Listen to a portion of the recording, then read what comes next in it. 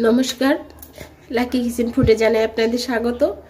আজকে আপনাদের মাঝে হাজির হয়েছি মিষ্টি কুমড়া ভাজি করে দেখাবো। তো এই মিষ্টি কুমড়া কুচা করে নয়, টাক করে ভাজা করে দেখাবো। তো আপনারা তো অনেকেই জানেন না যে এটা টাক করে ভাজা খাওয়া যায়।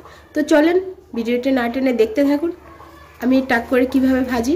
প্রথমত আমি এক ফালি কুমড়া নিয়েছি, পাকা মিষ্টি কুমড়া।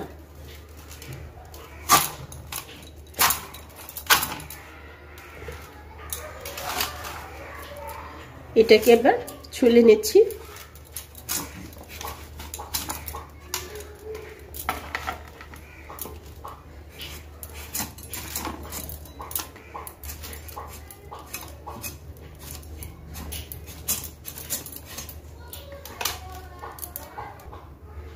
কুমড়া ছোলা হয়ে গেছে, এবার আমি টাক টাক করে কেটে নেব।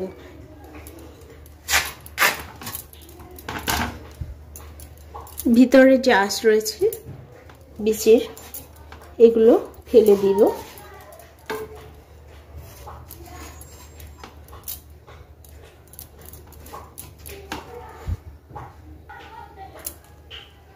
এবার আমি কুমড়াটা টাক করে কেটে নেব। আমার ছোলা হয়ে গেছে।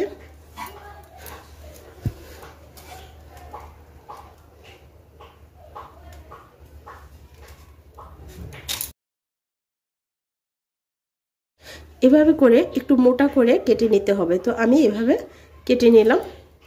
তো এক এক করে আমি সমস্ত কুমড়াগুলো কেটে নেব।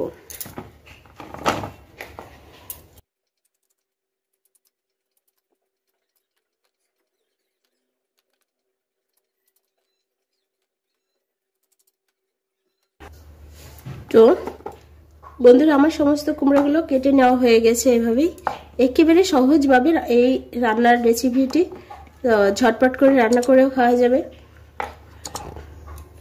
এবার চলেন যাই ভাজি করতে। তো কুমড়াগুলো ধুয়ে নিয়েছি। এবার আমি ভাজার জন্য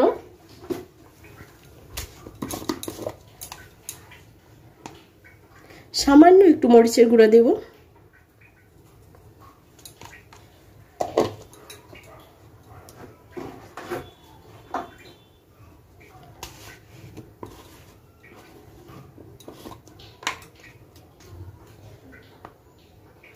দিয়ে দিব হলুদের গুঁড়া,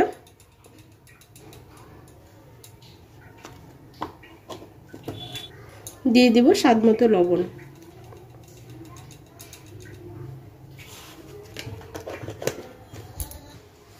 এবার আমি এগুলো কুমড়ার মধ্যে ভালো করে মাখিয়ে নেব।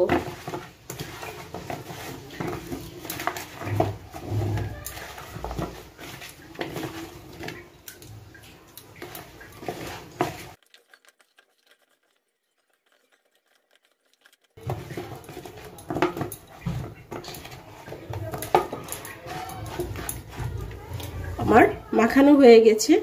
এবার আমি ভাজির জন্য ভাজতে যাব। চুলায় নিয়ে নিলাম আমি ফ্রাই প্যান।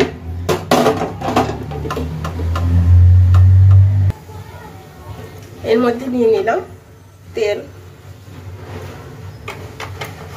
এক এক করে তেলটা ছেড়ে দেব।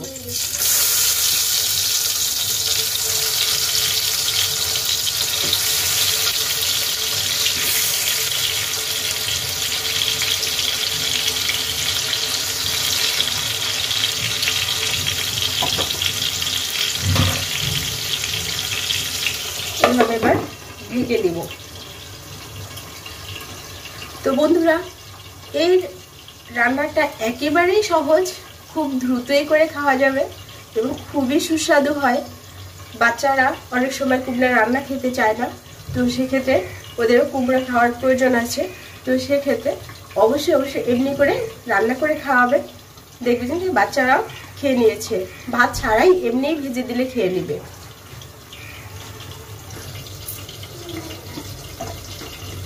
এবার আমি একটু উল্টায় দিব।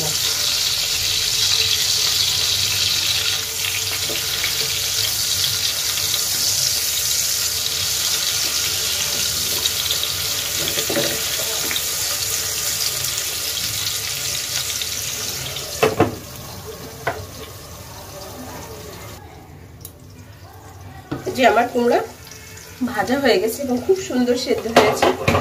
তো এবার আমি এগুলো এক এক করে উঠিয়ে নেব।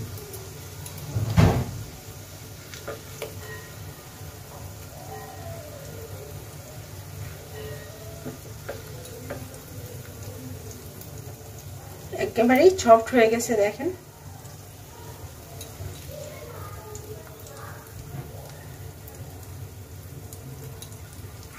এবার বাকিগুলো আবারও দিয়ে দেব।